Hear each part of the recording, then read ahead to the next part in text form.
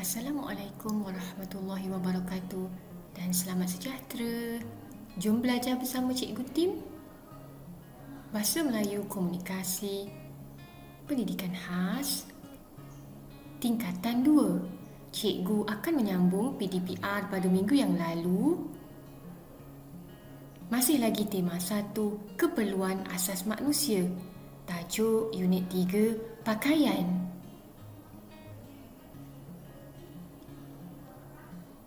Mari kita belajar. Pada hari ini kita akan belajar tentang Unit 3, Pakaian. Kemahiran mendengar dan bertutur. Merujuk kepada gambar rajah, tajuk Hargai Warisan Kita.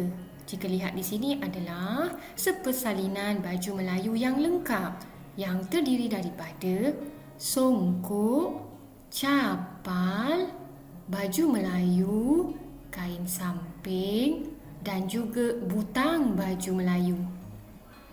Jadi, cikgu ulang sekali lagi, hargai warisan kita. Sepersalinan baju Melayu yang lengkap bagi lelaki ya. Songkok, capal, baju Melayu, kain samping dan juga butang baju Melayu. Seterusnya, pakaian tradisional di Malaysia. Terdapat 3 kaum yang utama di Malaysia. Cikgu akan berikan penerangan jenis-jenis pakaian tradisional bagi kaum Melayu, lelaki, baju Melayu. Jadi gambar menunjukkan contoh baju Melayu. Seterusnya perempuan, baju kurung. Ada juga yang memakai kebaya, dikira sebagai pakaian tradisional juga. Seterusnya yang kedua, kaum Cina, lelaki, samfu. Itu adalah samfu. Perempuan, chongsam. Jadi gambar menunjukkan chongsam. Seterusnya, kaum India, lelaki, dhoti dan perempuan, sari. Dapatlah cikgu rumuskan di sini 3 kaum utama yang terdapat di Malaysia. Bagi kaum Melayu, lelaki, baju Melayu, perempuan, baju kurung ataupun kebaya ya. Kaum Cina, lelaki, samfu, perempuan, chongsam. Kaum India pula, lelaki dhoti, perempuan sari. Seterusnya, pakaian di Malaysia. Yang pertama, baju batik. Gambar menunjukkan baju batik bagi lelaki Bagi kaki tangan kerajaan, baju batik ni dipakai pada hari Khamis. Baju batik, lelaki dan perempuan ada baju batik ya. Seterusnya yang kedua, selendang. Selendang, yang ini selendang ya.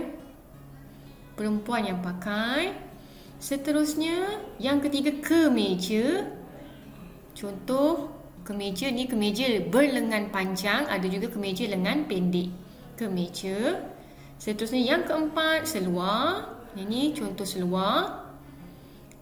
Seterusnya, kebaya. Ini gambar kebaya. Perempuanlah yang pakai kebaya. Cantik kebaya. Yang kedua, songket. Kadang-kadang songket ni dipakai oleh para pengantin baharu. Pengantin suka pakai songket Dan kebiasaannya pengantin baru memang pakai songket. Kebiasaannya lah, khususnya kaum Melayu. Songket. Seterusnya yang ketiga, sarung. Gambar menunjukkan sarung. Jika dilihat di sini ialah sarung iaitu kain batik.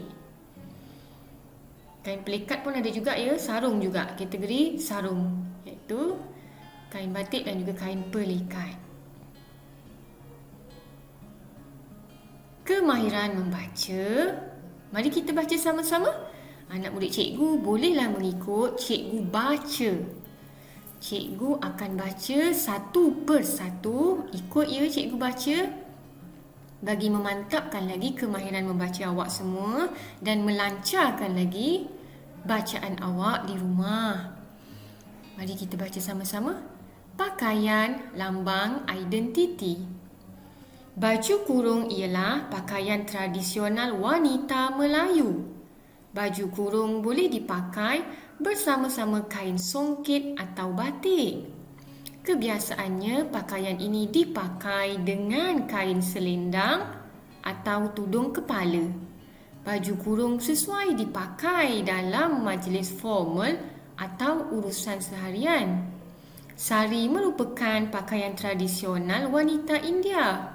Sari ialah pakaian seharian dan turut dipakai pada hari perayaan. Sari terdiri daripada lembaran kain yang berukuran semeter hingga 2 meter lebar dan panjangnya pula antara 5 hingga 15 meter mengikut saiz pemakai. Cheongsam pula pakaian tradisional wanita Cina. Cheongsam mempunyai leher baju yang tinggi berserta butang. Potongan baju yang mengikut bentuk badan di pinggang dan belahan di kiri dan kanan kain. Biasanya dipakai pada upacara tertentu seperti majlis perkahwinan dan Tahun Baharu Cina. Pakaian ini selalunya diperbuat daripada kain sutera, satin dan jenis kain lembut. Dapatlah cikgu simpulkan di sini, 3 pakaian ini adalah merujuk kepada kaum Melayu, baju kurung, sari, kaum India dan cheongsam, kaum Cina. Anak murid cikgu boleh berulang kali membaca di rumah ya. Selamat membaca.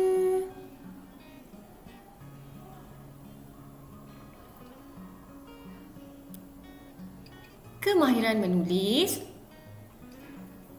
Lengkapkan kemudian salin ayat di bawah. Ada 1, 2, 3, 4. Ada 4 ayat. Terdapat ruangan kosong. Anak murid cikgu lengkapkan jawapan dalam modul berdasarkan penerangan tentang pakaian yang telah cikgu sampaikan sebentar tadi. Dalam modul ada ya. Jadi anak murid cikgu lengkapkan jawapan. Okey. Seterusnya kemahiran menulis.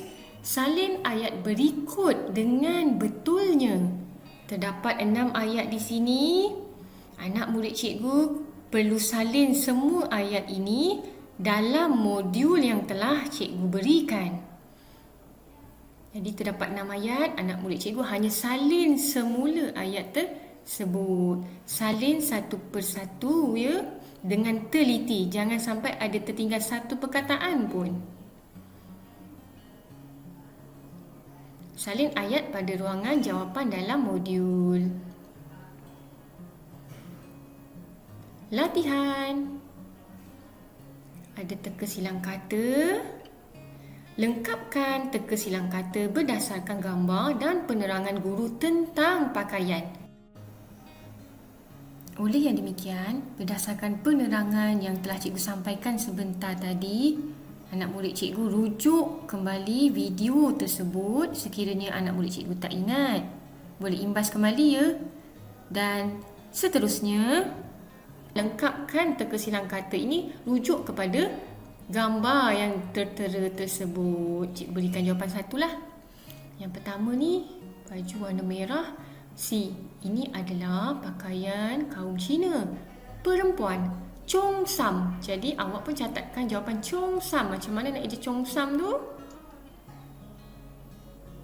Jadi awak pun tuliskan di sini ya. Okey. Sekian saja PDPR cikgu pada hari ini. Selamat belajar dan jangan lupa selesaikan segala tugasan yang telah cikgu berikan dengan baik dan bersungguh-sungguh. Terima kasih kerana menonton dan belajar Bahasa Melayu Komunikasi bersama Cikgu Tim. sila kongsi dan subscribe YouTube Cikgu Tim untuk belajar dan mengikuti PDP yang seterusnya.